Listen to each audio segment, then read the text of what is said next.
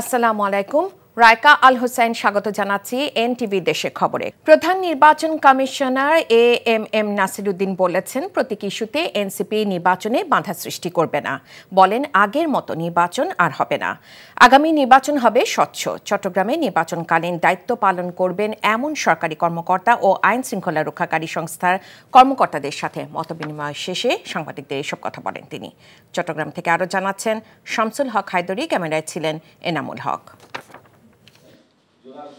Chittagong circuit হাউসে অনুষ্ঠিত মতবিনিময় সভায় নির্বাচনের আগে ও পরে আইনশৃঙ্খলা পরিস্থিতি সহ সার্বিক পরিবেশ শান্তিপূর্ণ রাখতে এবং ভোট গ্রহণের দিন নির্বাচনী কর্মকর্তাদের প্রয়োজনীয় সহযোগিতার নির্দেশনা দেন প্রধান নির্বাচন কমিশনার এএমএম নাসিরউদ্দিন।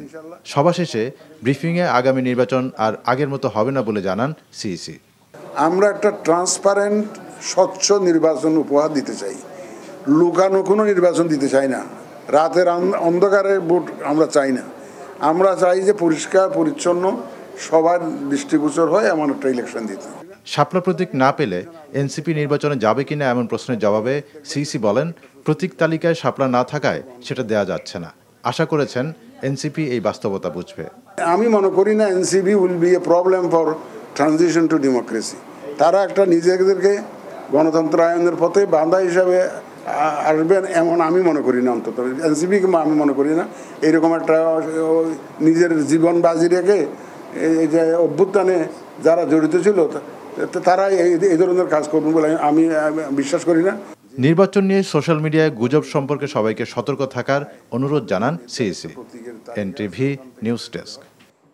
টানা দুদিনের ছুটির পর নির্বাচনী আমেজে মুখর চট্টগ্রাম বিশ্ববিদ্যালয়। ভোটের দিন যতই ঘনিয়ে আসছে ব্যস্ত সময় পার করছেন চট্টগ্রাম বিশ্ববিদ্যালয় কেন্দ্রীয় ছাত্র সংসদ, চাকসু ও হল সংসদ নির্বাচনী প্রার্থীরা। আচরণবিধি লঙ্ঘনে পাল্টাপাল্টি অভিযোগ থাকলেও ভোটারদের মন জয়ের নানা প্রতিশ্রুতি দিচ্ছেন প্রার্থীরা। চট্টগ্রাম বিশ্ববিদ্যালয়ের প্রতিনিধি মোহাম্মদ ফুয়াদ মণ্ডলের পাঠানো রিপোর্ট। আর মাত্র কদিন বাকি।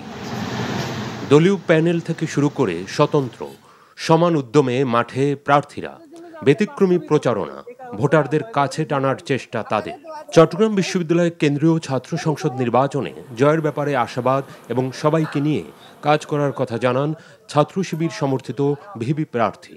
লেভেল প্লেইং ফিল্ড নিশ্চিত করা, কোনো দলের পার্সিয়ালিটি না করে নির্বাচন কমিশন স্বাধীনভাবে নিরপেক্ষ থেকে ভোট পরিচালনা করা, এগুলো নির্বাচন কমিশনের প্রতি আমি দৃষ্টি আকর্ষণ রাখতে চাই। যিনি বিজয়ী হবে আমরা তার সাথেই একসাথে কাজ করবো ইনশাল্লাহ। আর নির্বাচনের মাঠে পক্ষপাতমূলক আচরণের অভিযোগ ছাত্রদল সমর্থিত ভিপি প্রার্থী। বিশ্ববিদ্যালয়ের প্রশাসনের সাউন্ড সিস্টেম ব্যবহার করে প্রচারণা চালাচ্ছেন, যেটা হচ্ছে স্পষ্টত আচরণবিধি লঙ্ঘন।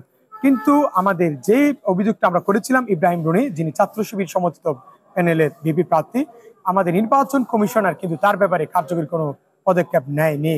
এদিকে সুষ্ঠু ও শান্তিপূর্ণ নির্বাচনের প্রস্তুতির কথা জানায় নির্বাচন কমিশন।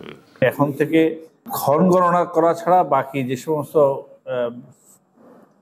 সাময়িক প্রস্তুতি ওরা সবগুলো আমরা নিয়ে নিয়েছি। দুই একজন প্রার্থী আমাদের কাছে কিছু কিছু অভিযোগ এনে দিয়েছে, প্রত্যেকটা অভিযোগকে আমরা অ্যাড্রেস করেছি এবং প্রত্যেককে আমরা জানিয়ে দিয়েছি যে আমরা আসলে কি ব্যবস্থা নিয়েছি।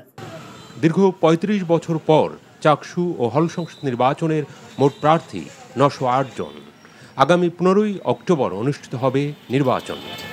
NTV news desk.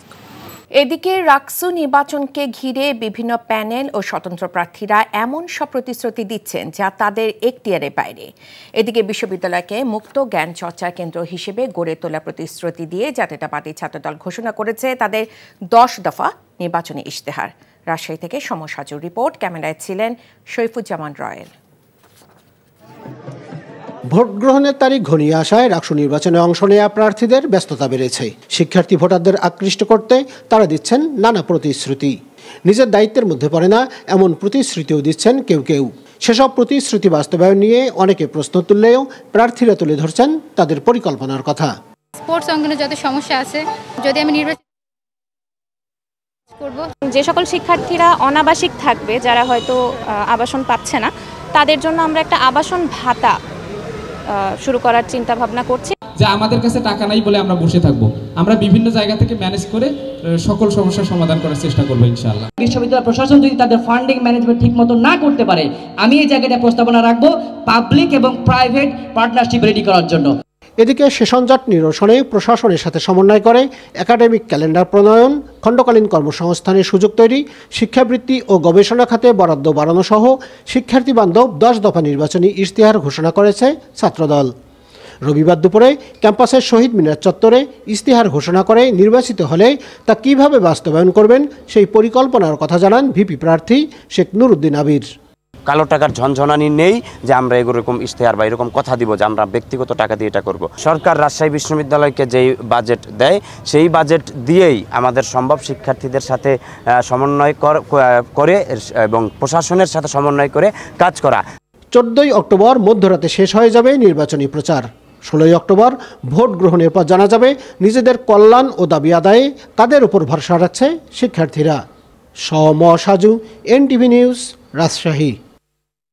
এদিকে ঢাকা সিলেট মহাসড়ক সংস্কার সহ সিলেটের রেল ও বিমান যোগাযোগ ব্যবস্থায় বিদ্যমান সংকট নিরসনে সাবেক মেয়র আরিফুল হক চৌধুরীর নেতৃত্বে বিক্ষোভ মিছিল ও সমাবেশ করেছে ব্যবসায়ী সহ সর্বস্তরের মানুষ।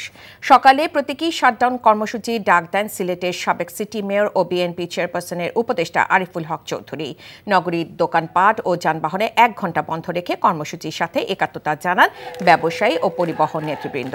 পরে কোর্ট পয়েন্টে প্রতিবাদ সমাবেশে অনুষ্ঠিত হয়। এই সময় আরিফুল হক চৌধুরী সমস্যা সমাধানে সরকারকে 15 দিনের সময় বেঁধে দেন। অন্যথায় কঠোর কর্মসূচি দেওয়ার হুঁশিয়ারি দেন তিনি। রাজশাহী বিশ্ববিদ্যালয়ের বহুল আলোচিত ছাত্রলীগ কর্মী ফারুক হত্যা মামলায় 105 জন আসামি বেকসুর খালাস পেয়েছে। দুপুরে রাজশাহী মহানগর আদালতের বিচারক মোহাম্মদ জুলফিকার উল্লাহ এই রায় দেন। সহকারী পাবলিক প্রসিকিউটর কানিস ফাতেমা জানান, সাক্ষী বা প্রত্যক্ষদর্শী যারা ছিল তারা আদালতে কারো নাম নির্দিষ্ট করে বলতে পারেনি। ফলে এই মামলার সকল আসামিকে খালাস দিয়েছে আদালত। 2010 সালের 8 ফেব্রুয়ারিতে আধিপত্য বিস্তারকে কেন্দ্র করে ছাত্রলীগের সঙ্গে ছাত্র শিবিরের সংঘর্ষের ঘটনা ঘটে। পরদিন সকালে ফারুক হোসেন নামে ছাত্রলীগের এক কর্মীর মরদেহ সৈয়দ আমির আলী হলের ম্যানহোল থেকে উদ্ধার করা হয়। এ ঘটনায় পরদিন বিশ্ববিদ্যালয় ছাত্রলীগের তৎকালীন সাধারণ সম্পাদক মাজিদুল ইসলাম অপু বাদী হয়ে মতিহার থানায় হত্যা মামলা দায়ের করেন। মানবতা বিরোধী অপরাধে অভিযুক্ত সেনা সদস্যদের অবিলম্বে গ্রেফতার ও বিচার নিশ্চিতের দাবিতে জাহাঙ্গীরনগর বিশ্ববিদ্যালয়ে মানববন্ধন করেছে বাংলাদেশ গণতান্ত্রিক ছাত্র সংসদ। বিকেলে জাহাঙ্গীরনগর বিশ্ববিদ্যালয়ে শহীদ মিনার চত্বরে অনুষ্ঠিত এ মানববন্ধনে বক্তারা বলেন, আন্তর্জাতিক অপরাধ ট্রাইব্যুনাল কর্তৃক মানবতা বিরোধী অপরাধে অভিযুক্ত কয়েকজন সেনা সদস্যের বিরুদ্ধে গ্রেফতারি পরোয়ানা জারি হলেও এখনও তাদের গ্রেফতার করা হয়নি। মানববন্ধন থেকে জাহাঙ্গীরনগর বিশ্ববিদ্যালয়ে বাংলাদেশ গণতান্ত্রিক ছাত্র সংসদ নেতৃবৃন্দ দ্রুত মানবাধিকার লঙ্ঘনকারী সেনা কর্মকর্তাদের গ্রেফতার ও বিচার নিশ্চিতের আহ্বান জানায়। 5 দফা দাবি আদায়ে দেশের বিভিন্ন জেলায় বিক্ষোভ মিছিল সমাবেশ করেছে জামায়াতে ইসলামী। জুলাই সনদের আইনি ভিত্তি পিআর পদ্ধতিতে নির্বাচন সহ 5 দফা দাবি আদায়ে রাজশাহীতে জেলা প্রশাসকের কাছে স্মারকলিপি দিয়েছে জামায়াতে ইসলাম। এর আগে বিক্ষোভ মিছিল করে দলটি। একই দাবিতে খুলনায় বিক্ষোভ মিছিল শেষে জেলা প্রশাসকের কাছে স্মারকলিপি দেওয়া হয়। সকালে নগরী ডাকবাংলা চত্বর সংক্ষিপ্ত সমাবেশ শেষে বিক্ষোভ মিছিল বের হয়। জুলাই সনদের আইনি ভিত্তি পিআর পদ্ধতিতে নির্বাচন সহ 5 দফা দাবি আদায়ে নাটোরে বিক্ষোভ মিছিল ও সমাবেশ করেছে জামায়াতে ইসলামী। কুমিল্লায় বিক্ষোভ মিছিল বের করে জামায়াতে ইসলামী, পরে জেলা প্রশাসকের কাছে স্মারকলিপি দেওয়া হয়। এছাড়া একই দাবিতে নওগাঁ, পিরোজপুর, ঝালকাঠি, ঝিনাইদহ, মোংলা, চাঁপাইনবাবগঞ্জে বিক্ষোভ মিছিল ও সমাবেশ করেছে জামায়াতে ইসলামী। দেশের ইতিহাসে প্রথমবারের মতো সারা দেশে একযোগে শুরু হয়েছে টাইফয়েডের টিকাদান কর্মসূচি। স্বাস্থ্য অধিদপ্তর জানিয়েছে, জন্ম সনদ না থাকা শিশুরাও এই টিকার আওতায় আসবে। 1 মাসব্যাপী এই ক্যাম্পেইনে 9 মাস থেকে 15 বছরের কম বয়সী শিশুদের বিনামূল্যে 1 ডোজ ইনজেক্টেবল টাইফয়েড টিকা দেওয়া হবে। Chittagong collegiate school and college মিলনায়তনে টিকাদান কর্মসূচি উদ্বোধন করেন ধর্ম বিষয়ক উপদেষ্টা ডক্টর আ.প.ম. খালিদ হোসেন। রাজশাহীতে টাইফয়েডের টিকাদান ক্যাম্পেইনের উদ্বোধন উদ্বোধন করেন জেলা প্রশাসক আফিয়া আক্তার। 30 অক্টোবর পর্যন্ত স্কুল ও মাদ্রাসায় টিকা দেওয়া হবে। নারায়ণগঞ্জে টিকাদান কর্মসূচি উদ্বোধন করেন সিটি কর্পোরেশনের প্রধান নির্বাহী কর্মকর্তা জাকির হোসেন। নওগাঁয় কর্মসূচি উদ্বোধন করেন জেলা প্রশাসক আব্দুল আওয়াল। এছাড়া মৌলভীবাজার, শেরপুর, ফরিদপুর, চুয়াডাঙ্গা, ব্রাহ্মণবাড়িয়া, মেহেরপুর, মোংলা সহ সারা দেশে টাইফয়েড টিকাদান কর্মসূচির উদ্বোধন করা হয়েছে। নানা আয়োজনে পালিত হল বেগম রোকেয়া বিশ্ববিদ্যালয়ের 17তম প্রতিষ্ঠাবার্ষিক। সকালে ক্যাম্পাসে পতাকা উত্তোলন, আনন্দ শোভাযাত্রা, কেক কাটা, আলোচনা সভা সহ বিভিন্ন কর্মসূচি অনুষ্ঠিত হয়। এ সময় বিশ্ববিদ্যালয়ের ভিসি অধ্যাপক ডক্টর শওকত আলী সহ শিক্ষক ও শিক্ষার্থীরা উপস্থিত ছিলেন। 2008 সালে 12 অক্টোবর এই বিশ্ববিদ্যালয়টি যাত্রা শুরু হয়। অনুষ্ঠানে ব্র্যাকের চেয়ারপারসন ও বিশিষ্ট অর্থনীতিবিদ ডক্টর হোসেন জিল্লুর রহমান প্রধান অতিথি হিসেবে উপস্থিত ছিলেন। এই ছিল দেশের খবরে। এই খবরে ভিডিও সহ আপডেট জানতে ভিজিট করুন এনটিভি অনলাইন www.ntvbd.com। এছাড়াও এনটিভির জনপ্রিয় সব অনুষ্ঠান ও খবরের আপডেট জানতে ভিজিট করুন আমাদের ইউটিউব ও ভেরিফাইড ফেসবুক পেজ। 6টায় ইভিনিং নিউজ দেখার আমন্ত্রণ রইল। ধন্যবাদ সবাইকে।